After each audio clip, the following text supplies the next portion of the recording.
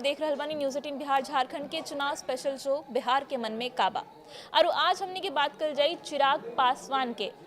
बात ना एगो सवाल बा कि चिराग पासवान के मन में काबा। चिराग पासवान कबहू कहलन कि हम नरेंद्र मोदी के हनुमान हई, कबहू कहलन कि हम 243 गो सीट पर लड़े खातिर तैयार बानी। फिर उनकर बयान आवेला कि 25 से 30 नीतीश कुमार मुख्यमंत्री हुई हैं, हम 30 के बाद के तैयारी कर रहल बानी, 30 के बाद के अपना के दावेदार मानिला मुख्यमंत्री पद के। अब एगो आरू उनकर बयान आइल बा और ये बयान में दू गो बात गौर करे वाला बा। पहला बात वो कहलन सीट शेयरिंग के लेके कि जल्दी सीट शेयरिंग हो सकता। वो एक तरीका से इशारा दिलन कि नवरात्र के शुभ समय पर सीट शेयरिंग के लेके एगो शुभ समाचार मिल सकत बा। दूसर का इशारा वो कैलन कि अगर सम्मानजनक सीट ना मिली तो वो गठबंधन से अलग होके के भी रास्ता तलाश सकत बड़े। हालांकि कुछ साफ ना कहले, पहले वो बयान सुन ली कि अब सीटों के बंटवारे चयन को लेकर भी चर्चाओं का दौर शुरू होगा। शुभ दिनों की शुरुआत है, नवरात्रि की आज से शुरुआत है, तो मुझे लगता है शुभ दिनों में शुभ बातचीत होगी और सब अच्छा रहेगा। प्रभु सम्मानजनक ही रहेगा, सम्मान से समझौता करके तो कौन किस गठबंधन में रहा। तो सुननी रवा कैसे चिराग पासवान साफ कर देले बड़न कि बहुते जल्द एनडीए में सीट बंटवारा हो जाई। और उ इहो बात पर जोर देलन कि उ सम्मानजनक सीट मिलला बिना गठबंधन में रहे पर राजी नहीं खन। उ कहलन कि केहू जब कोनो गठबंधन में जाला तो उस सम्मानजनक सीट के साथ ही लड़ल चाहेला, बिना सम्मानजनक सीट के कहाँ केहू गठबंधन में रहेला।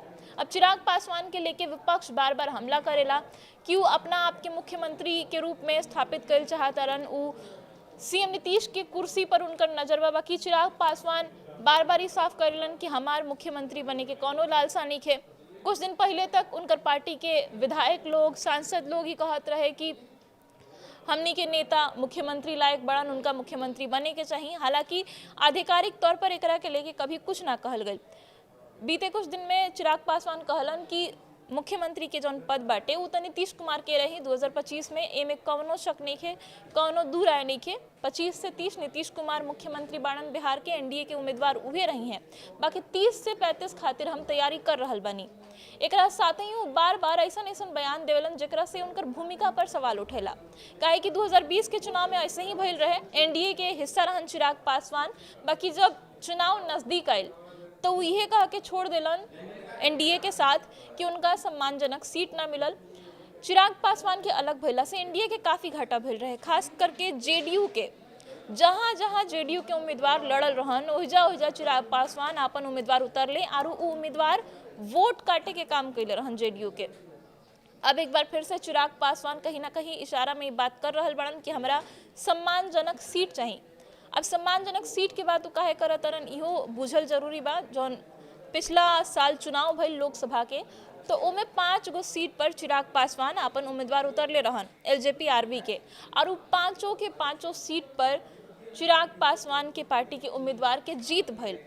तो एक तरीका से कहीं ना कहीं वो कॉन्फिडेंस दिलस चिराग पासवान के अपना आप के स्टैब्लिश करे के, अपना आप के आरू आगे लेके जाए के, आरू अपन मांग आरू बढ़ करे के। अब वही साबित कर रहल बने, अपन आंकड़ा दिखा रहल बने कि हमार तो भैया स्ट्राइक रेट 100 रहे, हमरा जितना सीट मिलल ओकरा पर जीतनी। तो अब की हाली हमरा सम्मानजनक सीट मिले के चाहिए। और इहो कहले कि ई जौन नवरात्र के शुभ समय चल रहल बा ओमे एनडीए में शुभ समाचार मिल सकत बा, सीट के बंटवारा जल्दी हो सकता और केकरा कितना सीट मिली वो बहुते जल्दी पता चल जाई। अभी सम्मानजनक सीट कितना हुई और एकरा से संतुष्ट हुई है कि ना हुई है, ये बात तो सीट शेयरिंग के बादे पता चली। बाकी वीडियो रवा कैसन लागल हमरा के कमेंट में बताइम। और न्यूज़ 18 पर देश दुनिया से जुड़ल सब खबर लगातार जारी बा।